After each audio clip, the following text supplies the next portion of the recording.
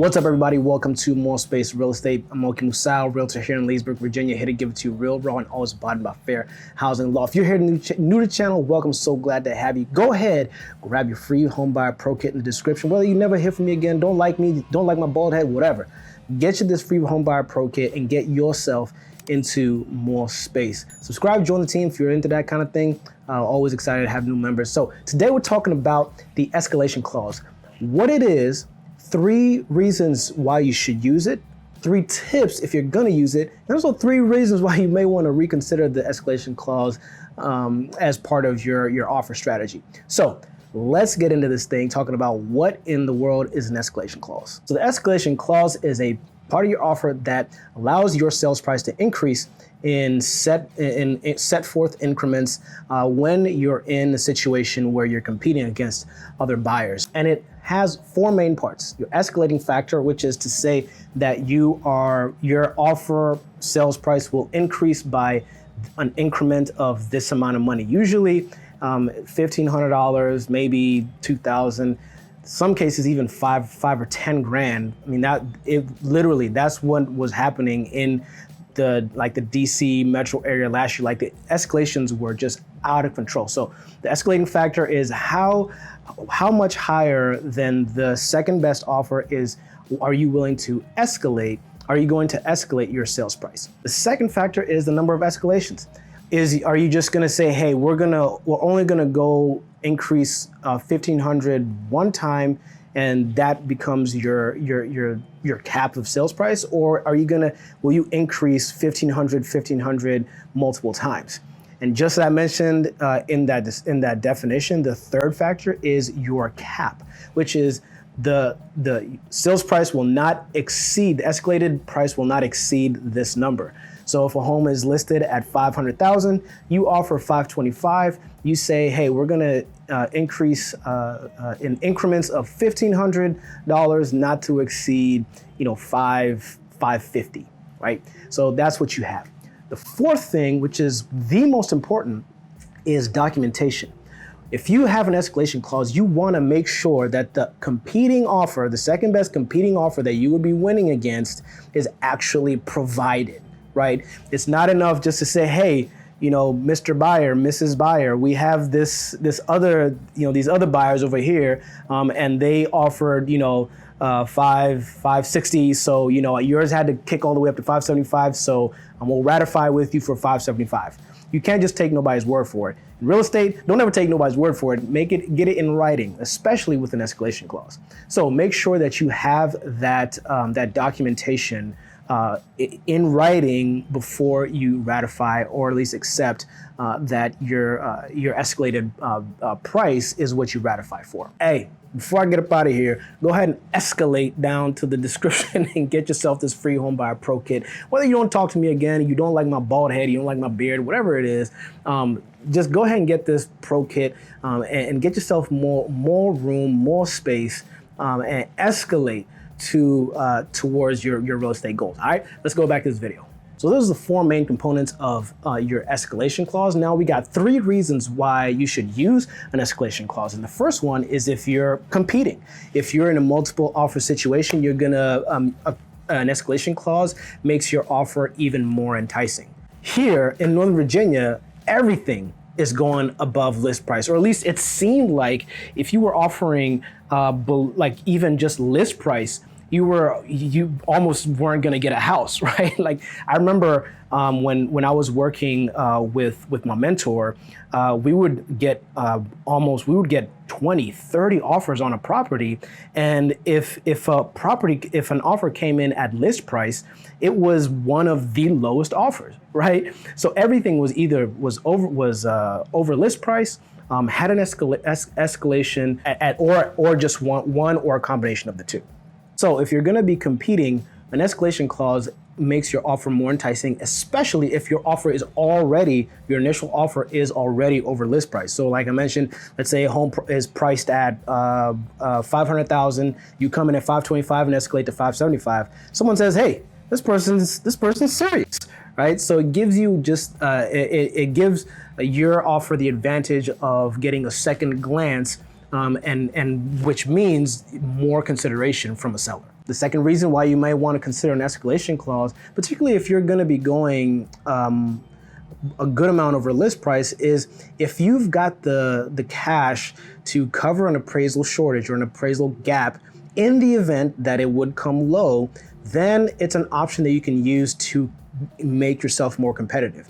The whole point of an escalation clause is to make yourself competitive. One of the most important things to keep in mind while you're being competitive is to protect yourself the higher you go. So if you have the cash, then go ahead and do it. It'll make your offer more competitive. It'll make you stand out against other offers, but make sure you've got that cash for an appraisal gap, because if you're going above list price, significantly above list price, right, you're gonna have to contend with the appraisal inspection to make sure that the property actually is at that value. The reason why you wanna use an escalation clause is that it can make the process simpler for you as a buyer, because you basically package your entire offer and also what your offer can be to the seller. Say, hey, here you go. This is what I'm willing to do from start to finish. So it does simplify things. It shows your level of confidence in your offer. Now there's always room to change, always room to improve, always room to bring a highest and best. There's always room for that. But if you come up front and say, hey, I'm gonna give you all of this, that says to a seller, hey, this person, they've got some juice, they've got some legs to this thing. So it shows that the less steps you take to get to a destination, the better, right? One of my clients, and hey, money talks, right? Like one of my clients just told me last week. He said, Muoki, money talks. Bullshit runs a marathon. So money talks. Let your money talk, right? And especially in real estate, money talks really loudly. So those are 3 reasons to use an escalation clause. Now, every good thing every yin has got its yang. And so this is the yang to using an escalation clause. So the first drawback to an escalation clause is the possibility of overpaying for your house. Now, hear me out. There's a difference between overpaying and over list price. Over list price, there's a range of market value. No one knows what it is until you close.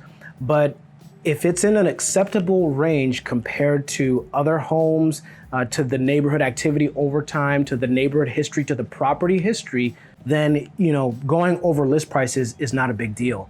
I helped someone go $30,000 over list price, but in that neighborhood, it was so competitive, so stable that the value of the home appraised $30,000 over list price, because it was not overpriced. It was still within the acceptable range for that property and that neighborhood, right? So over list does not mean overpaying, but if you escalate too high, too aggressively, then you run the risk of overpaying for your house. The second drawback to the escalation is that along with there's overpaying for your house, and then there's also exceeding your budget, your personal budget, and what you're pre-approved for. Remember that property I was telling you that we went $30,000 over? When we did our escalation, the top of our escalation, which is what it went out to, was $5,000 above what we had been pre-approved for. But because my client's solid, everything was fine, we were able to get a new pre-approval to the escalated price. Everything worked out smooth. They closed, new home, party, everything, all's good. But you run the risk of exceeding your personal financial budget and also your pre-approved budget. So you want to make sure that when you're escalating, let's say you're getting a general pre-approval for, let's say, like $500,000. If you're gonna put offer on a property for $500,000 and you're gonna escalate above that, you want to make sure that you actually can afford above that pre-approved number. So you'd want to get a new pre-approval. And the third drawback, which is the antithesis of the third reason to use an escalation, is that you show all your cards. If you're going to escalate all the way up to, $575, and you tell somebody, and your initial offer is $525, you say, hey, we're going to go up to $575. If you give somebody away all your cards, it gives them, the opportunity to, shop around, say, hey, look, this person will do this. If you can do this, you'll get the house. So sometimes showing all your cards it still works out. Okay, I've used escalations and gotten the house. It works. It works out. It can work out. But there is a drawback. So to showing all your cards. So if you're gonna show all your cards, make sure that you got a plan for how you're gonna work it. So those are 3 reasons, 3 drawbacks. Now I'm gonna give you 3 tips on what to do if you actually are gonna use that escalation. First tip to use an escalation clause is get some good comps. Okay, don't just like run up and come up with some random number. Get some comps for that neighborhood. Look at the property history. Look at start with the subdivision, then go out further in different increments. Make sure that the homes are actually the comparable homes. If you're looking at a colonial and you're comping it with a split level, I don't know if it'll work out or not, but my intuition would say, hey, look for a colonial, don't use a split level, right? So get some good comps, some solid comps that can give you an idea of what a home with those beds and baths and square footage could potentially has gone for in the past, can give you an idea of what you should be offering right now. The second tip is to have a serious conversation with your agent, with your spouse, with your family, with your dog about what you're gonna do about that appraisal. If you're going, like I mentioned earlier, if you're going over list price, the appraisal is something that you're gonna have to cover if the appraised value and your sales, the offer price don't match. If the appraised value is lower than the offer price, in this market today, most sellers are expecting the buyer to cover that shortage. So 525, offer 575, the appraised value comes back at 550. There's a $25,000 gap. The seller's gonna expect you to pay for it. So if you're not prepared for that, then you just gotta have that conversation. If you are prepared for it, still have the conversation, just so that it doesn't catch you by surprise. Like I mentioned before, it's better to have and not need than to need and not have. So make sure you talk about that appraisal gap. It may happen, it may not.